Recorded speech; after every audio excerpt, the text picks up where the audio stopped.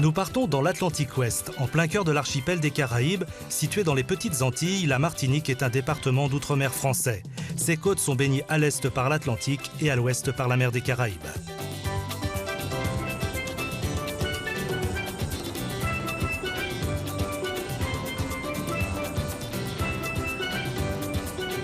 Le Fort Saint-Louis vous salue bien, il veille sur Fort-de-France depuis le premier jour. Bien avant, c'est en 1502, lors de son 4e voyage vers le Nouveau Monde, que Christophe Colomb débarque à la Martinique. À cette époque, l'île est habitée par les Indiens Caraïbes qui en ont déjà chassé les Arawaks, originaires comme eux de la vallée de l'Orénoque. La Martinique s'appelait alors Madinina, l'île aux fleurs.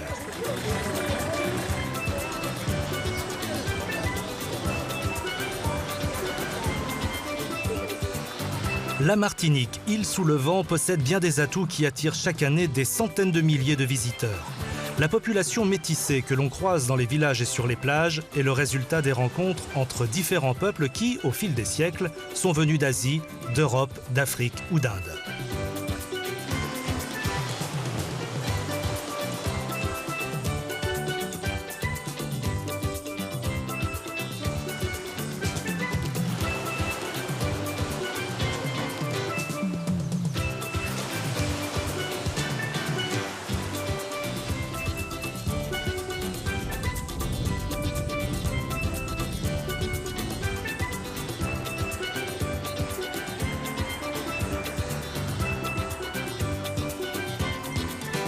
Mais l'île, bien que touristique, a su préserver en grande partie ses traditions et la culture de sa terre. Au cœur de la Martinique, les champs de bananiers, d'ananas ou de cannes couvrent les plaines d'une couleur verte qui complète le bleu du ciel et de la mer. Les rivages sont soulignés par des plages de sable blanc et jalonnés de cocotiers qui rappellent que le tropique du Cancer est tout proche. Comme la plupart des insulaires, les Martiniquais ont un rapport avec la mer qui est un mélange d'admiration et de crainte.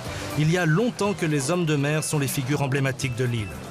Nous sommes sur la côte atlantique, au Robert. Depuis le lever du jour, une activité inhabituelle pour un dimanche matin anime le front de mer. Venues de toute l'île, les embarcations colorées, des yoles rondes, sont déchargées des remorques. Autour de chaque yole, plus d'une vingtaine de personnes s'affairent. Les compétitions se déroulent sur 7 mois avec un temps fort en août, le Tour de la Martinique. Aujourd'hui, 17 équipages sont engagés pour la 4e course de la saison. Des années durant, ce sport a été réservé aux hommes. Depuis 4 ans, un équipage mixte à forte majorité féminine participe aux régates. Cette année, après 3 courses, elles sont classées 5e. Leur force, elles finissent toutes les courses et sans bénéficier d'un quelconque privilège de galanterie. Corinne Gabour est l'une des coéquipières de cette équipe féminine.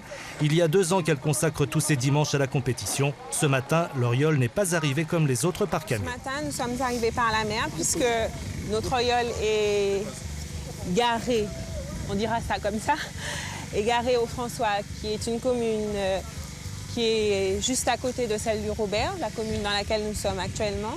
Donc nous sommes venus par la mer puisque la yole, qui est quand même imposante, on l'a juste...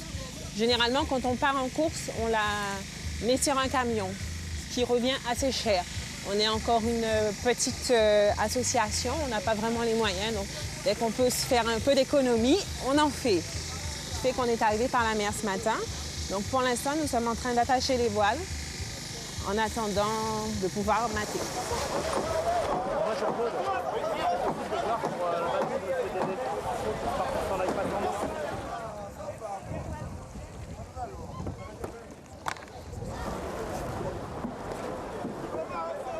C'est un sport très populaire, donc en général, il y a des courses pratiquement tous les dimanches. Donc la saison vient juste de démarrer puisque je disais qu'on en était à notre 4e course, mais plus on avance dans l'année, il y a le grand rendez-vous qui est le Tour de la Martinique qui en général se passe la première semaine du mois d'août. Plus effectivement, il y aura un engouement de la part du public. Mes coéquipiers sont en train de mater, donc ils installent le mât sur lesquels sont attachés les voiles. Ceux qui sont par terre font du poids de part et d'autre de la yole pour la garder bien en équilibre, puis pour que la yole soit quand même stable quand on va la mater, parce qu'il faut que le mât soit bien planté et bien droit pour qu'on le cale, parce que si toutefois il penche un peu, ça risque d'être très gênant une fois qu'on aura le vent dans la voile.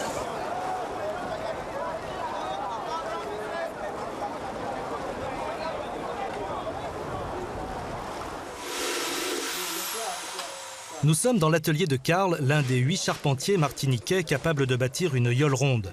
Il est aussi capitaine, ce qui lui permet de tirer des enseignements des courses et, selon les résultats, de faire évoluer ses yoles.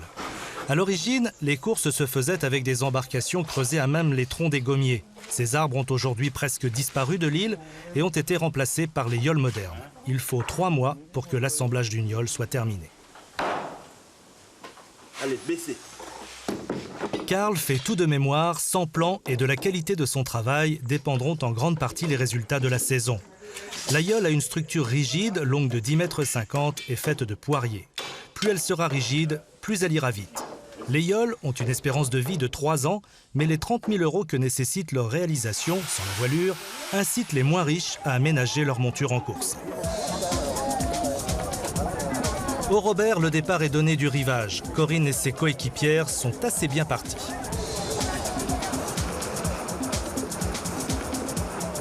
Les courses sont stratégiques et très physiques.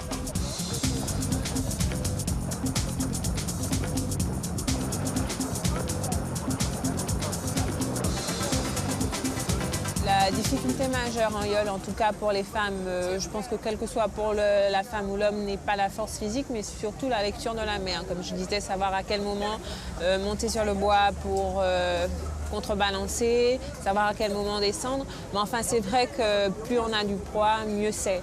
Un équipage complètement féminin par rapport à un équipage complètement masculin a ce désavantage du poids.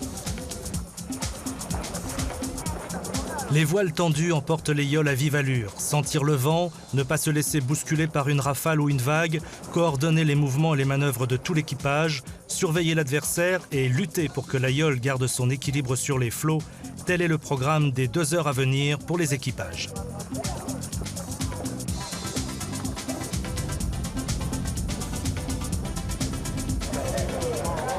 Du rivage, les spectateurs passionnés surveillent les moindres manœuvres.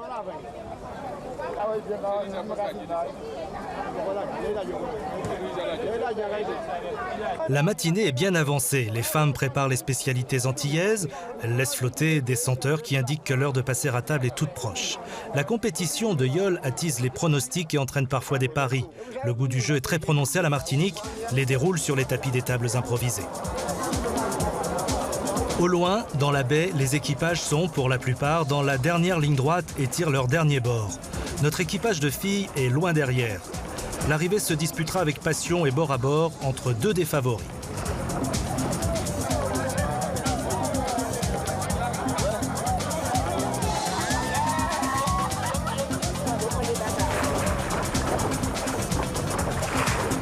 Corinne et les filles sont dernières, mais elles finissent et marquent encore quelques points.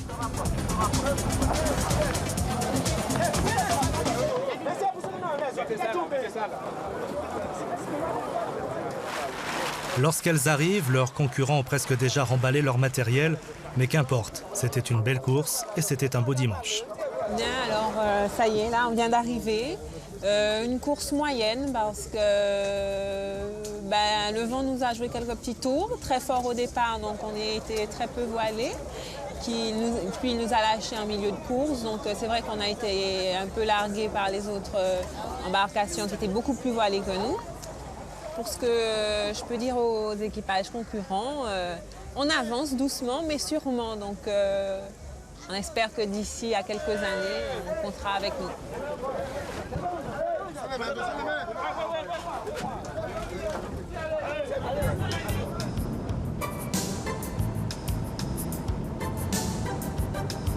Fort-de-France est devenue préfecture de la Martinique au début du siècle, après que la montagne Pelée a détruit la ville de Saint-Pierre.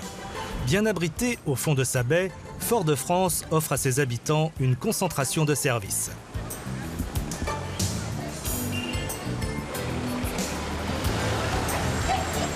Son port est le 5e port de France en termes de trafic. Animé par les marchés et les commerces, les rues sont toujours très vivantes en matinée, surtout dans le quartier proche du front de mer, où les touristes venus de tous horizons se mélangent à la population locale au rythme des musiques antillaises.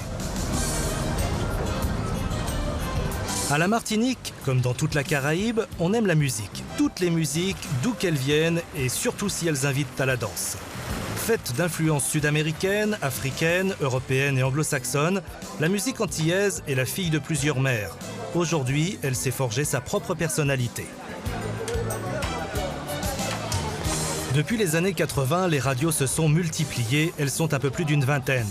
À majorité musicale, elles sont souvent l'unique moyen de passage pour les artistes locaux. La métropole est si loin et les producteurs préfèrent venir ici pour passer leurs vacances. Kate Laposte est animatrice radio depuis 3 ans. Elle est née à Paris et a suivi ses parents lorsqu'ils sont revenus à la Martinique au début des années 90. Sur Sun FM.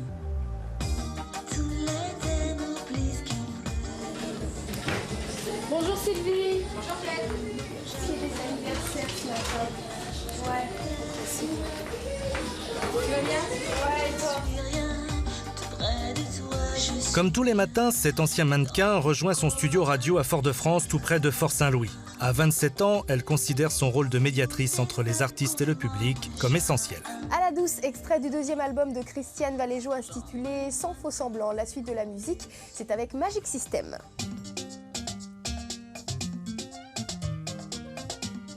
On peut effectivement penser que la musique a subi une certaine évolution, la musique antillaise, j'entends par là plus précisément le zouk, qui est né il y a à peu près une vingtaine d'années.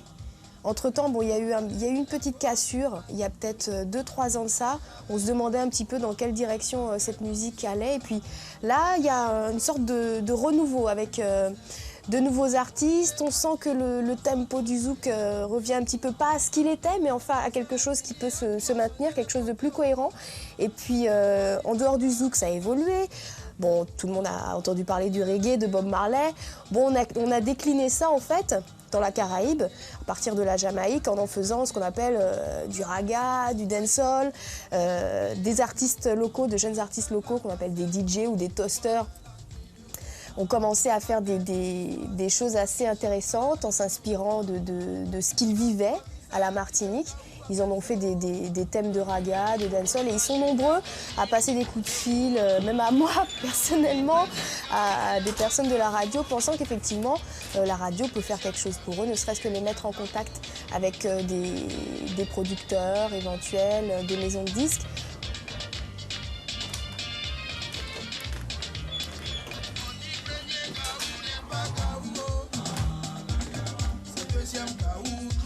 Sun FM, info, toute l'actualité. Bonne matinée à tous, il est 9h, on retrouve Christine Cupit. Bonjour Christine. Bonjour Kate, bonjour à tous. Il pleut sur la Martinique. Après plusieurs semaines de sécheresse, la population a dû ressortir les parapluies. Depuis samedi, des trompes d'eau s'abattent sur l'île aux Fleurs. Mais ce qui ressemble à un déluge n'est en fait qu'une onde tropicale ponctuelle de courte durée. Et la sécheresse devrait d'ailleurs frapper à nouveau notre département dans les toutes prochaines heures, malgré les fortes précipitations. À quelques minutes du cœur de Fort-de-France, Kate nous entraîne dans l'un des magasins de disques qu'elle côtoie fréquemment pour se tenir au courant du goût des auditeurs. C'est là que figure toute la production musicale et que les auditeurs font leur choix. Nous avons été surpris par la richesse et la diversité de la production locale.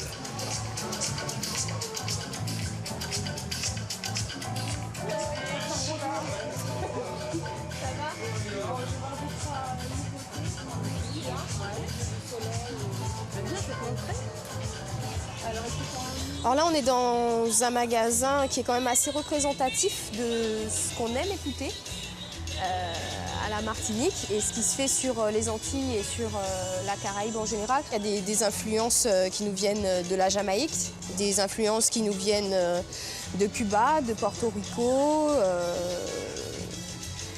Et puis de temps à autre aussi, il y a des mélanges entre l'île de la Guadeloupe et l'île de la Martinique. En métropole, on s'est un petit peu arrêté à des groupes comme Kassav, Zouk Machine, Malavoie ou bien encore plus récemment Francky Vincent. Et puis peut-être que qui de droit a oublié de revenir aux Antilles pour voir un petit peu ce qui se fait. Et depuis, ça a quand même évolué. Il y a de nouveaux talents qui sont arrivés. Il y a de nouvelles tendances musicales aussi qui sont arrivées. Et maintenant, effectivement, c'est plus aux producteurs locaux ou aux distributeurs d'avoir vraiment la démarche d'aller faire le forcing en France. Et c'est vrai que sans relation, c'est pas vraiment évident. À la Martinique, les scènes où les artistes peuvent se produire ne courent pas les rues. Il y a encore moins de vraies et grandes belles salles de spectacle. Seule opportunité pour les chanteurs et les musiciens, trouver des engagements dans les discothèques qui veulent jouer le jeu et qui possèdent une scène. Là encore, elles ne sont pas nombreuses.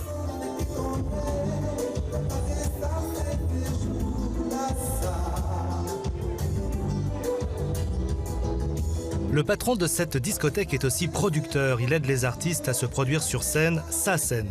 Il est 1h, l'ambiance est tropicale. Kate se dirige vers les coulisses où attendent quelques-uns des artistes qui se produiront ce soir. Bonsoir. Bonsoir. Ah oui, alors moi je n'ai pas le droit à la bise et lui il a le droit à la bise. Alors. Salut Melda, mou. Bonsoir Christelle. Salut Kate. Bon, alors Christelle est en fait une de nos valeurs montantes du Zouk en ce moment. Elle est toute jeune, mais bon, elle a déjà pas mal de choses à son actif. Et ce soir, donc, elle va chanter pour nous au chalet deux titres, en fait, deux de ses meilleurs titres. La plupart du temps, si on veut voir des artistes uniquement en prestation, ce sera plutôt en boîte de nuit ou alors il faut attendre les fêtes patronales de communes ou bien le rush des soirées ou des événements, des spectacles. C'est quand même assez rare, assez ponctuel et on manque un peu d'infrastructures pour pouvoir organiser des vrais concerts, des vraies choses et qui est quand même un petit peu plus de qualité sonore au niveau de ces événements-là autour de la musique.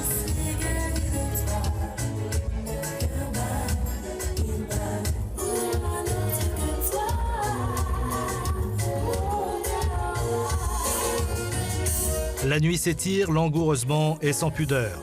Kate est passée du côté des spectateurs, le rythme, la chaleur et puis la musique entraîneront Kate au bout de la nuit et de ses rêves musicaux. Un matin comme un autre sur la baie de Saint-Pierre. Il est difficile d'imaginer que cette ville était la première ville de l'île, celle que l'on appelait le Paris des Antilles. Commerce, vie artistique et culturelle, Saint-Pierre était en pleine expansion, la montagne Pelée aussi. Le 8 mai 1902 à 8h02, un bruit infernal a précédé de quelques secondes une masse énorme de cendres brûlantes. Des cendres crachées par le cratère et qui déferlent à près de 400 km/h sur la ville. En moins de 3 minutes, la ville de Saint-Pierre est rasée et 30 000 personnes périssent. Le drame de Saint-Pierre est l'une des 10 plus terribles catastrophes naturelles connues. Aujourd'hui, un siècle plus tard, les blessures ne sont toujours pas cicatrisées. La mémoire collective martiniquaise porte encore la souffrance de ses ancêtres martyrs au plus profond de sa mémoire. Les ruines laissées là, en souvenir de cette horreur, marquent le visiteur par le poids du silence qui y règne. Le cachot obscur de Siparis donne toute sa valeur à la chance de ce prisonnier, l'un des rares survivants au drame.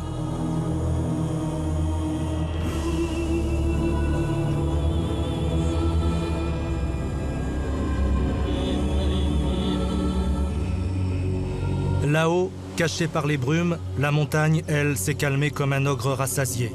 Les hommes, eux, petit à petit, ont réappris à vivre avec elle. Avec elle, mais sans oublier. À 3 km au-dessus de Saint-Pierre, nous sommes sur les terres de l'une des plus anciennes distilleries de la Martinique. Son histoire est directement liée à celle de la montagne. Carl Molinard est issu d'une très vieille famille de Béquets. Sa famille a elle aussi payé son tribut à la montagne. Son père et son arrière-grand-père étaient comme lui des distilleurs. Aujourd'hui, à 38 ans, Carl est le directeur technique de cette distillerie. La distillerie de Paz se trouve au pied de la montagne Pelée, sur les hauteurs de Saint-Pierre. C'est une des plus anciennes habitations de la Martinique. Elle date de 1650 à peu près. C'est Duparquet qui l'a créée. Cette habitation, on la faisait d'indigo, du cacao et tout. Comme vous le savez, en 1902, il y a eu une catastrophe de la montagne qui a détruit Saint-Pierre et tous ses habitants, ainsi que la propriété. À ce moment, à peu près 10 ans après la catastrophe, en 1910, la famille de Paz, M. Victor de Paz, qui avait ses parents ayant vécu en Martinique et tout, il a été le seul survivant de cette époque, est revenu en Martinique et s'est réinstallé sur la propriété pour la refaire fonctionner.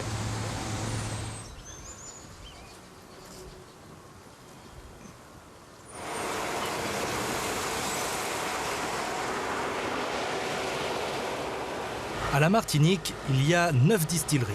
Les producteurs de canne, eux, sont plus nombreux et cette culture est l'une des principales ressources de l'île.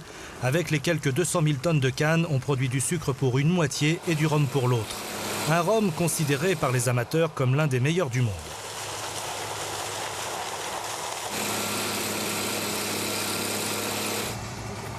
Sur la plantation dont Karl a la responsabilité du rendement, 15 000 tonnes de canne sont chaque année récoltées sur les 190 hectares que compte la plantation.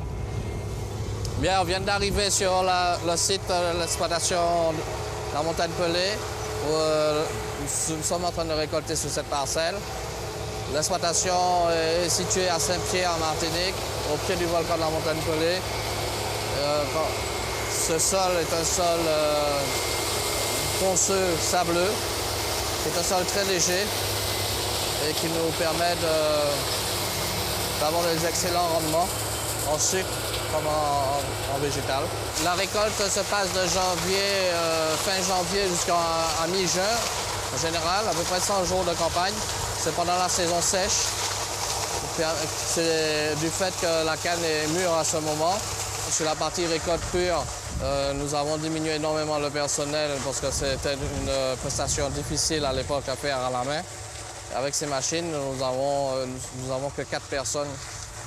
Pour faire la même quantité de travail, il en faudrait 60.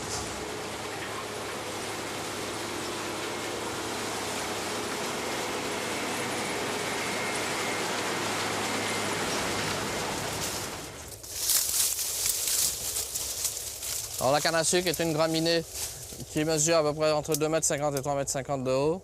Cette canne était coupée anciennement avec ce matériel. J'étais souvent en famille. Et il procédait de la façon suivante. Il faut tirer la paille, arriver au plus bas du pied et à base d'un coup, sectionner la canne. Après, il sortait la paille et on tirait la tête. Voilà. Et c'était déposé comme ça sur le champ et ramassé par un tracteur.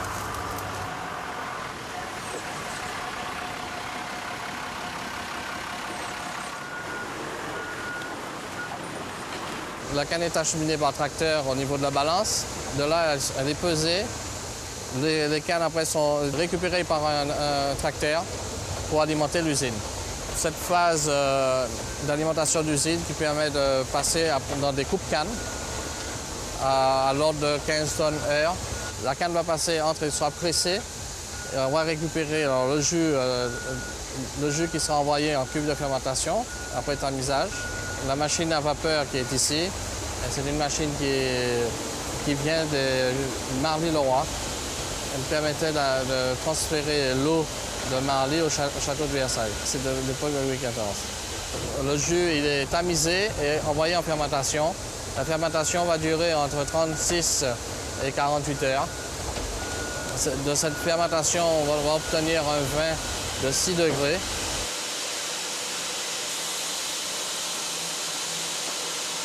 On va distiller ce vin pour récupérer l'alcool et le concentrer pour sortir le rhum blanc agricole AOC Martinique. Après la distillation, nous obtenons un rhum à 70 degrés en moyenne. Là, s'il est mis sous 3 formes de conditionnement, la partie rhum blanc qui est en conditionnement inox et inerte. Il faut que, par contre, avant de le consommer, il va rester séjourné 4 mois. Et de là, il sera analysé pour obtenir l'appellation contrôlée. Au bout, vous avez l'autre conditionnement, qui est le conditionnement du rhum élevé sous bois ou rhum doré, qui reste en foudre ou en cuve en bois de chêne d'une grande contenance. Et la partie rhum vieux, qui est faite dans des tonneaux beaucoup plus petits et un temps beaucoup plus long, qui est en moyenne 3 ans. Aujourd'hui, nous avons obtenu une appellation d'origine contrôlée rhum agricole de Martinique. Et ça faisait quand même 20 ans que nous sommes battus pour l'obtenir. C'est quand même une grande récompense. Que ce produit a été reconnu parce que nous avons maintenu les traditions et quand même nous l'avons fait évoluer à un certain goût de consommateur. Chaque année, ce sont plus d'1,5 million de bouteilles qui sortent de la distillerie. Un produit du terroir martiniquais à l'image de l'île qui, tout en aménageant des structures pour accueillir les nombreux voyageurs amateurs d'exotisme, a su, depuis plusieurs années, ménager ses traditions et son patrimoine.